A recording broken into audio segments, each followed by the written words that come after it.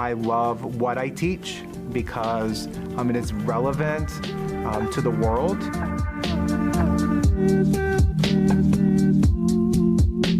Hi, welcome to Mr. Parker Meets. I'm Stewart Parker.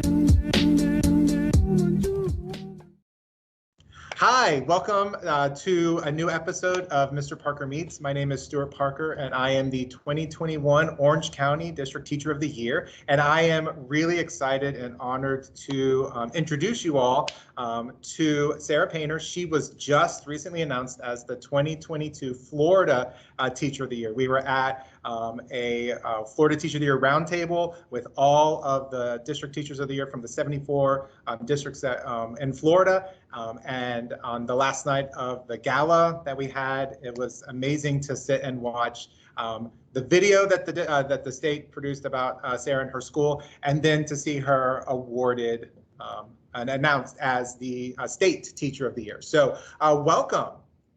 Thank you. Thank you for having me. It's probably the most excited I've been for an interview because I'm like, I get to talk to my people. They get me.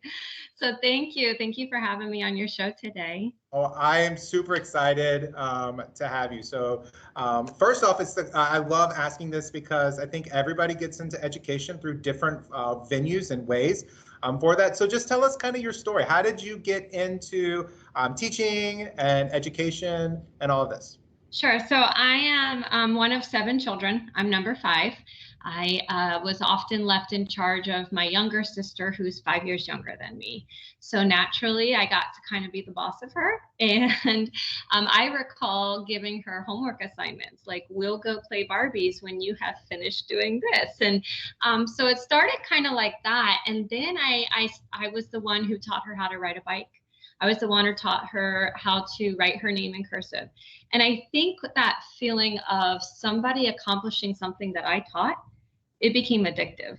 And I think from that moment on, I knew that I needed to be in this field, that feeling, I wanted it to last. So I guess you could say I got into education because of how it made me feel. And I've stayed in education because of how I make other people feel. So. That's awesome. I think so many of us, when we call to be teachers early, it's because of that experience. Yes, having teaching younger siblings or kids in the neighborhood, that kind of stuff. That's awesome. So you've been teaching for a number of years, and so I'm sure. What is your philosophy when you're in your classroom and you're working with your students? Kind of what is your philosophy for that? Well, it's certainly evolved over time. I just finished year 18. So I don't know that I knew this nugget in the beginning, but I would say over the last 5 years, I've seen the value in building relationships. So if I could sum up my philosophy, it's to build relationships. I try to find a way to connect with each child on a personal level, and I try to make it seem like the biggest deal. Like, oh, you have a January birthday? Me too. Or, oh, you have to share a bed with your sister? I had to do that for years growing up. Wait, you get a little dent in your finger when you write for too long? No way. So I build those relationships. I find a way to connect, because on the outside, I teach in a highly Hispanic school. We have about 50% ELL, English language learner students. And on the outside, it may look like they cannot relate to me. But when I get to know them and know their stories, I try to find something that shows that we have some things in common. But I don't just do this with my students. I do this with the parents and the families as well. I'm that teacher that texts or calls to celebrate their successes. I'll remind them about testing days. I'll, ask them, did their child win their game this weekend? So certainly just building those relationships, I think, are key. One of my favorite people that I follow on Twitter is Brad Johnson. I don't know if you've heard of him, but he always has the greatest quotes. And he said, relationships before rigor, grace before grades, patience before programs, and love before lessons. And I feel like that's my philosophy right there. I love that all of those things, you have to be put in place. I was just talking to my senior intern that she's now a colleague. So it's really exciting. And I was like, there's this phrase and this thing's going around. It's Maslow before Bloom's. Like Yes, these yes. kids need to feel that connection and Yes. that thing, and then all of that Bloom's taxonomy will come Right. easier if they have those needs, that safe environment, all those needs met. Then the learning becomes an easier pathway for them. Right. They'll work for the people that they know, love, and respect them. And I mean, that's true in any capacity. Even as adults, we see that in our relationships, that the people we can relate to and have bonds with and that know specific things about us, we perform better for them. So I think that's key to student achievement as well, is to build those relationships, and the learning will come for sure. Yeah, Rita Pearson, I don't know if you've ever seen her TED Talk. Rita Pearson, every child needs a champion. And that's a big thing. Oh, yes, that is so good. I get goosebumps every time. And she's like, kids don't learn from people they don't like. Like, Yep. You know, that relationship is so important. And I think we're seeing that kind of a shift from old school teaching into this new way about, hey, we need to connect with these kids and we need to find ways to engage them.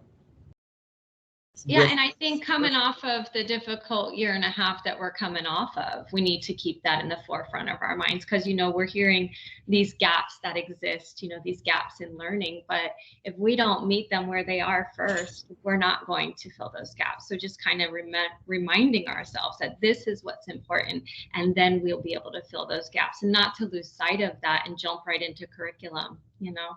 Right. Totally. It's so super important.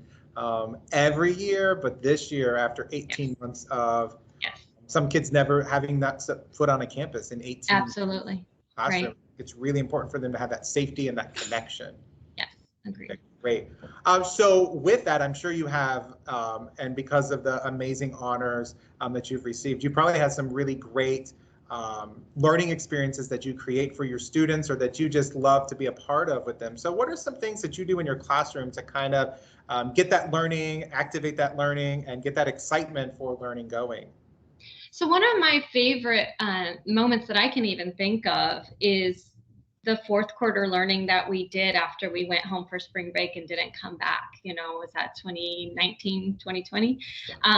Because we essentially learned a new digital platform overnight and implemented it with not a whole lot of training. So it was definitely trial and error.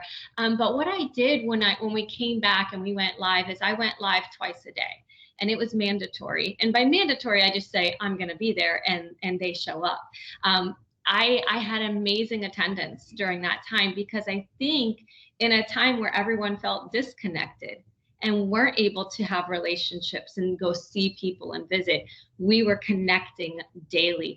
And I think that filled my bucket and also grew me as an educator more than anything I've ever done in 18 years. And I think it's because I was no longer able to just do what I've always done. And, you know, when you get into years 16, 17, 18, you kind of hit your niche and you're like, I know what I'm doing. I don't even need to take out the book. You know, I got this. It forced me to reevaluate all my processes and procedures. And because of that, I think I'm a stronger teacher, a better teacher, and I have my pulse on reality a lot more than I ever have. So I've taken those little nuggets, and, you know, I taught simultaneously all year last year. So I had students in the classroom and students on the computer, and every morning we started with a morning meeting, a would you rather question. It didn't matter what we were doing that day, that had to happen first. And so I would not have done that had we not done learning the way we did at the end of that school year. So it really changed my mindset and reminded me that we need to connect first. So just going back to those relationships. Yeah, I think the amount of learning teachers did on their own at the end of the 2020 school year is probably more learning than teachers have done in like collectively across the country ever, because every single one of us were like, what are we going to do? How are we going to do this? And we didn't want to lose connection with our kids. Right. I look at my daughter was in kindergarten, my middle son was in second grade, and my oldest was in fifth grade. And like, just the sadness that their teachers had because they were losing that time with them. Like my daughter's kindergarten teacher, she would go to all of the homes, And like she would stand away just so she could talk to them and see them face to face. And like just the sadness that she had, it wasn't because she was missing that time with her kids. And I was like, oh my Right. gosh, you see the connection. And like we teachers and collective like learned how can we do this better? Like what can we do? And I think it also gave us permission to take risks that we wouldn't have done. You know, Yes. we had no choice but to take a risk and to try new things. And I think that kind of gave us the gumption to keep going with that. Like, oh, I tried this and it worked. So now I'm more comfortable going outside my comfort zone and trying new things because I had to do that, you know, for 4 months straight, you know. So it kind of gave us that permission and that little nudge to do something new. And I think it caught on for many people as well.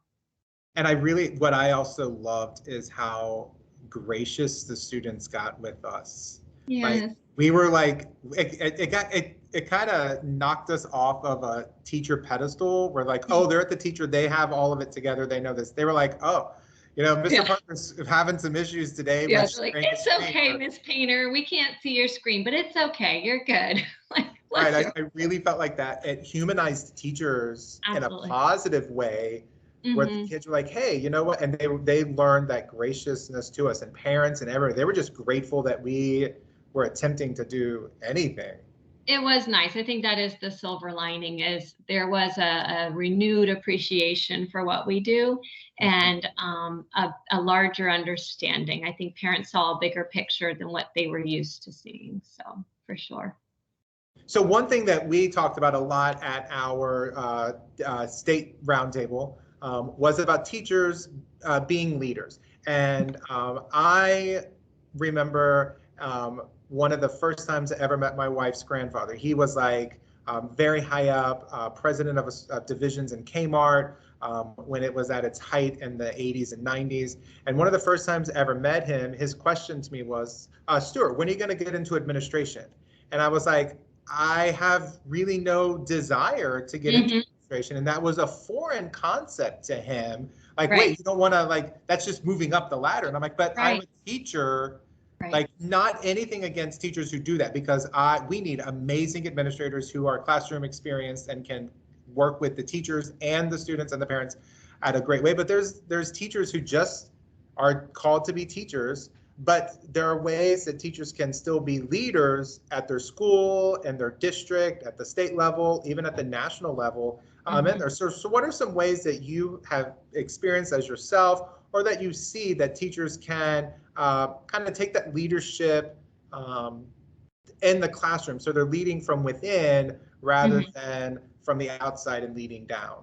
Absolutely. And I 100% agree with you. That seems to be like the natural next step. When you are good in your field of education, then you must be on your road to being an administrator. But we need people like us to stay in the field, but also to be leaders. So I think it boils down to the art of saying yes, but saying yes to the right things. Because I think naturally as teachers, we get presented with leadership opportunities, you know, lead this committee, start this group. But if you learn to save your yes for when it will grow you, and you learn to lean into the uncomfortable, then I think your leadership qualities will naturally flourish. It's easy, I know, for me to get caught up in the flattery of being asked to lead, because when someone believes that I can do a good job out of it, then I'm like, oh, maybe I should do that. But I think saving your yes for when it's going to push you and grow you, I think there's power in that. But I also think we can do subtle things, like not a leader isn't always someone who stands up and delivers something. It could be as simple as participating in a focus group. I tell the administration here in Pinellas County all the time to continue to reach out to teachers in ways that allow them to share their voice. So some are not comfortable. I know many, I think the majority do not feel comfortable standing up and leading, but there are ways we can lead even from our desks, you know, and I think putting our voices into focus groups, and when they're making these decisions at the administrative level, but hearing from teachers, not people that have been removed from the classroom for years, but those that are in the trenches, I think that's super important too. And, you know, there's a lot of gray area with contract, and well, it's outside my contract, I don't want to. But I mean, if you truly want to make a difference, sometimes you just have to do what's best and not always what's defined in the contract. So. Yeah, and you said something. I always think it's interesting. How many teachers do we know that they're like, I get so nervous talking to adults, but I can talk in front of a group of kids without a problem. Yeah. But I do love that, like just subtle ways that they Yeah. can find their voice. I think that's really cool. One thing that a former principal that we had really was really big on were demonstration classrooms. So he always wanted teachers to open up their classrooms to just have people come in and watch and see what they're doing. And so I love that I was able to go into a math class. I teach geography. Like I don't get to go into a math class and see the teacher teaching, or into biology. And I've been just wowed by some of the stuff. And these are people that would never stand up in front of a group or any of that kind of stuff. So it made it really exciting. And that's a way that they could be leaders. Absolutely. I'm glad you said that, because many of us stay in the grade level we're in, and that we don't venture out, and then we're not as relatable then, or can relate to others because we have this bubble that we live in. I know when the 5 finalists and we went to Tallahassee for a week and spent some time together prior to the end of the school year. And one of the activities that Abby and the team had us do was watch each other's videos that we had to submit for our application. So I got to see Jim teaching history, and Frank in his art class, and Carrie teaching kindergarten, and here I am teaching 5th grade, and Brittany doing language arts. And I stepped into rooms that at my school I don't ever get that opportunity to. And I felt like I saw so many parallels between what Jim was doing in high school and what Carrie was doing in kindergarten. They both were doing student accountable talk. And the fact that they were high school and kindergarten really didn't matter. They were using the exact same strategy. So that I thought was super cool. So I love that you said that, getting into other rooms or opening up your room for others to come in as well, I think is truly, truly important. Yeah, I love that. I would love to have seen Frank's art class, because it just looked like it was like just the video that showed us. I was like, oh my gosh, these kids are so blessed. And his connection to community, he literally led by showing pictures of these everyday structures in their town.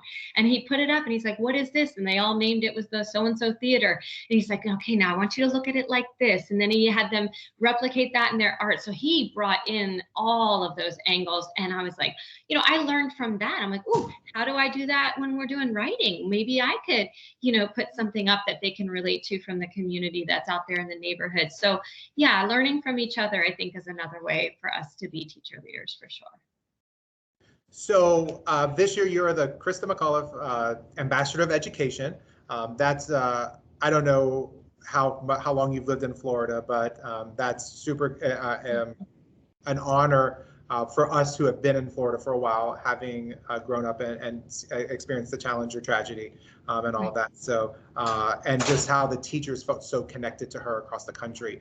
So that's a huge honor for that. But what's your focus going to be? What is your what do you hope to showcase in the state over the next 12 months? Yeah, so I said in my acceptance speech that I was going to make 3 commitments as I serve this year. My first commitment is to service. I don't want to lose sight that we are called to serve children, period. So I'm aware that as a teacher, I leave behind a legacy, and it's for my students. But as a parent, I'm also leaving behind a legacy for my children. I've said that when people find out I have 6 kids, usually the first question is, well, don't you wish you could stay at home and be a stay-at-home mom? And I just think I am serving my children when I'm serving my students, because when I make those home visits, I have one of my children in the back seat. When I stay late at work to tutor, my children are in my classroom seeing that sacrifice. When I host a club for girls to teach character development, my children are soaking up the lessons. So being a teacher means serving others for the greater good. My second commitment was for advocacy, that I'll never cease to advocate for students, but I'm adding the layer of teachers as well. So I'll be their voice this year, and I want to stand by what is right and good for both groups, both students and teachers. And then third, maintaining the passion that I have, this excitement, this platform that I've given. I don't want to be distracted this year by it. So again, that's saving that yes for the things that matter. So I commit to maintain that same steadfast amount of passion that I possess today as I serve this whole year. I'm excited to form my platform. I think that it's certainly going to focus on parental involvement, getting parents into the schools, forming relationships. And that's certainly where I'm headed, because I think that's applicable to everyone. You know, this isn't geared toward elementary. This is something a college professor and a kindergarten teacher can both take away from. So I want to maintain a platform that feels applicable to everyone and benefits everyone at the school. That's awesome. I love that. And yeah, service is huge, and you learn and you grow when you're serving. And the feeling and the proud feelings that you get, and that service, that's just huge, like, for that. So I love that that's part of. And it's contagious, like I think when your students see you serve, it kind of helps them step up and play that role as well within their families and their communities and their school.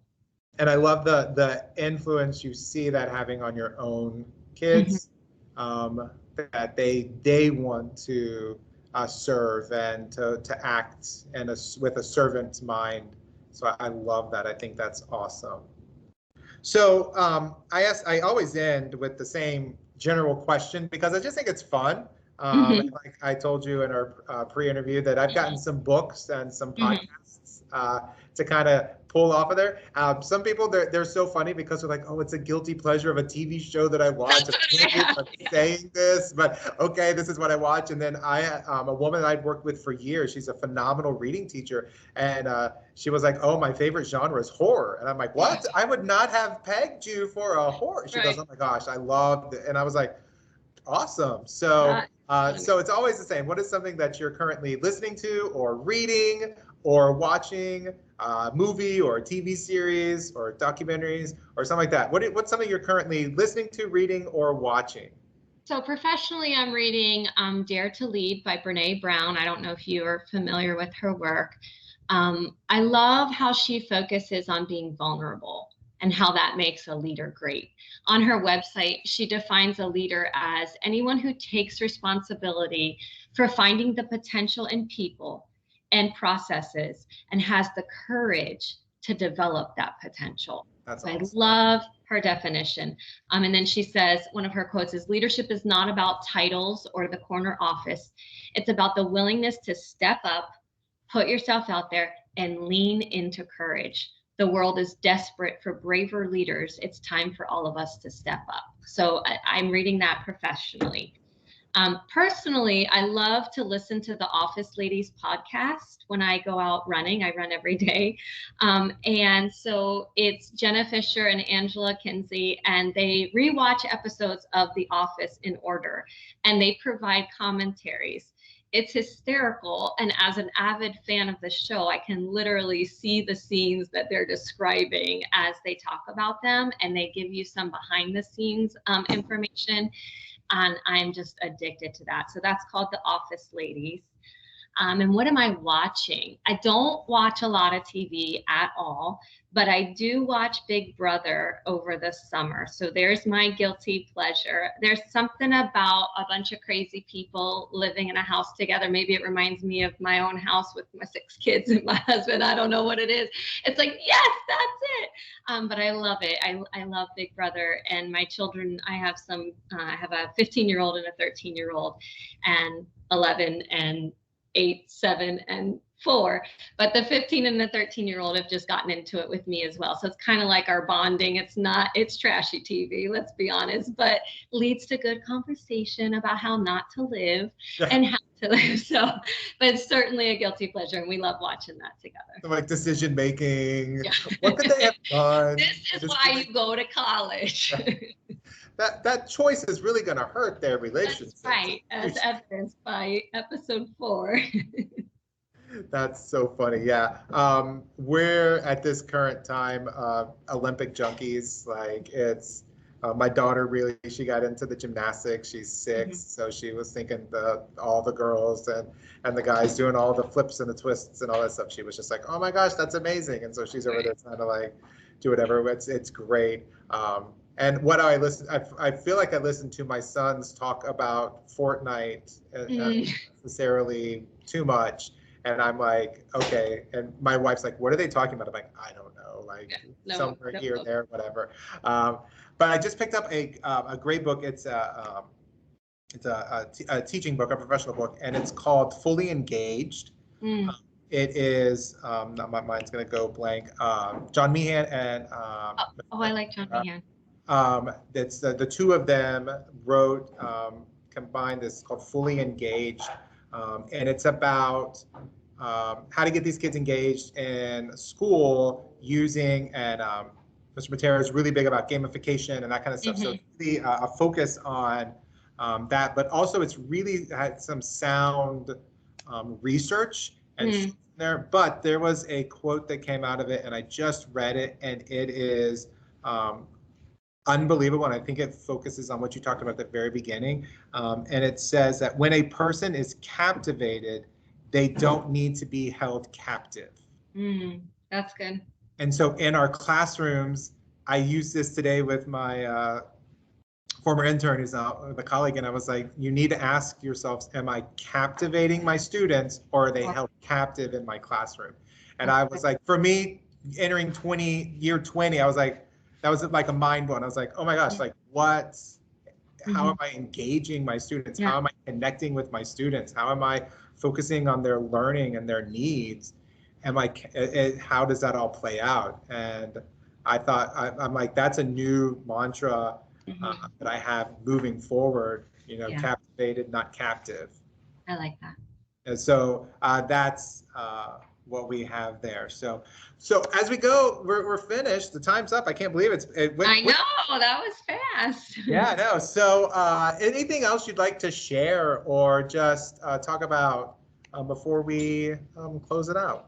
I just wish you the best of luck this school year. I feel your passion. I wish I was a student in your room. I just know that you have such a big heart for what you do. And I just want you to know it's been noticed, and you shine in a room. We were together for just a few days, and you definitely stood out. Your engagement with all the participants, but also you have your pulse on social media, and you know how to use that as part of your platform as well. So just kudos to you. I wish you the best of luck this school year, and build those relationships. And I can't wait to see what student successes come out of that. Awesome. Well, if you're ever in Orange County, which I'm sure you'll pass through, Stewart Park High School, you can always come and to visit us and see what we're like over here at the Wildcats. I love it. Sounds great. Well, thank you so much, Sarah, for taking time out of this, and hopefully we got you right before your whirlwind of your state travels go on. But best of luck this year, and we are honored to have you representing us as the Florida Teacher of the Year. So thank you for that, and thanks for everybody who is watching, and we will see you the next time.